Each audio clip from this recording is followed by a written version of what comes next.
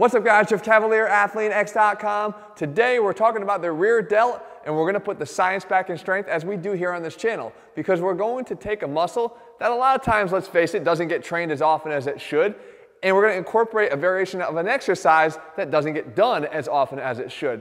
When we talk about the rear delt, guys, we have to understand too what its function is. And a lot of times we stick to the old basic exercise, the reverse fly, as our main go-to weapon. And I did a whole video about why that's not what you want to do. That's not the best way to train, because we're overlooking one of the major functions of the rear delt.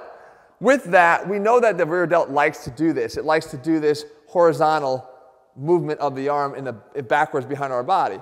But what's more important is actually getting extension of the upper arm here back behind our body. And when we have our arms out straight, we literally get locked in. That's as far as we can go. But if we're willing to bend the elbow, we can get more into extension back behind our body here, which gives us more activation. You can feel it. Literally stand up and do it. You can feel the difference. But we also always overlook the aspect of external rotation at the shoulder that really locks that in.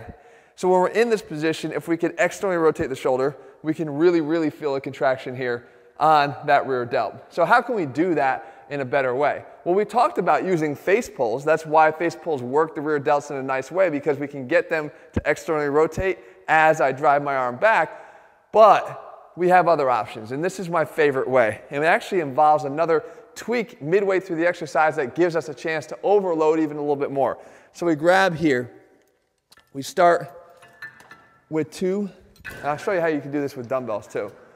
And we're basically going to be in this position here, thumbs together, internally rotated arms, right? This is external rotation, this is internal. So if we want to get to external, you should start in internal.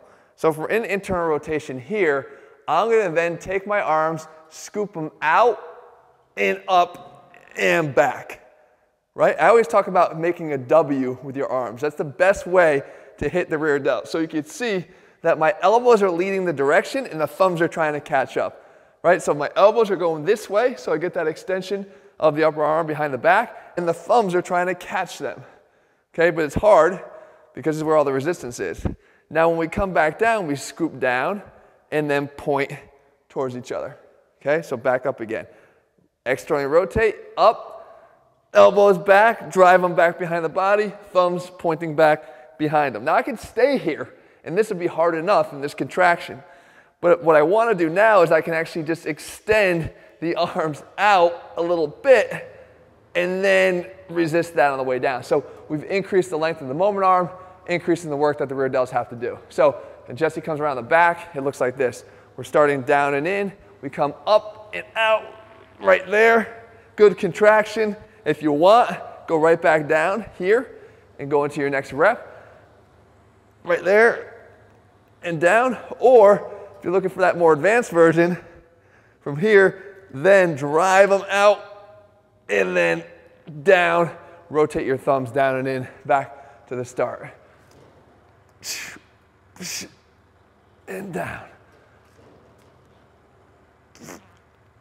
And down. Now, I mentioned that you could do that with dumbbells as well. So how we do that is we come here on a bench, we lay face down, get towards the end, hook your feet on the end of the bench if you can, grab a couple light pairs of dumbbells, guys, light pairs of dumbbells. Some people might not even have to use any.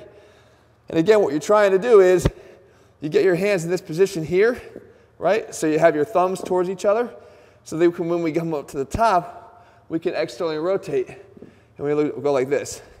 Here, externally rotate, drive them up like that, and then from here, bring them up and out and down, okay? So up into a W, out and down, up, out and down, up, out and down. I'm making them sound like they're about 50 pounds apiece. But I promise you they're only 5 pounds apiece. It's just that damn hard when you actually allow the weights to target the muscles you're trying to train. And guys, don't be fooled. Your body, your muscles do not know what number it says here on the side of the dumbbell. They don't know that. All they care about is what it feels like on the muscle you're trying to train. And the sooner you can understand that and grasp that and use that to your advantage, the faster your muscles will grow. Stop avoiding rear delt training. It's just as important as the front delts and the side delts that get a lot more of our attention. Guys, there's no unimportant muscle. When you train like an athlete, you want to train everything, overlook nothing. All of our programs do that. You can get them over at ATHLEAN-X.com. In the meantime, if you found the video helpful, leave your comments and thumbs up below. Let us know what you want me to cover here on a future video, and I'll do my best to do that, guys. I will put the science back in strength every time we do. All right, guys, see you soon.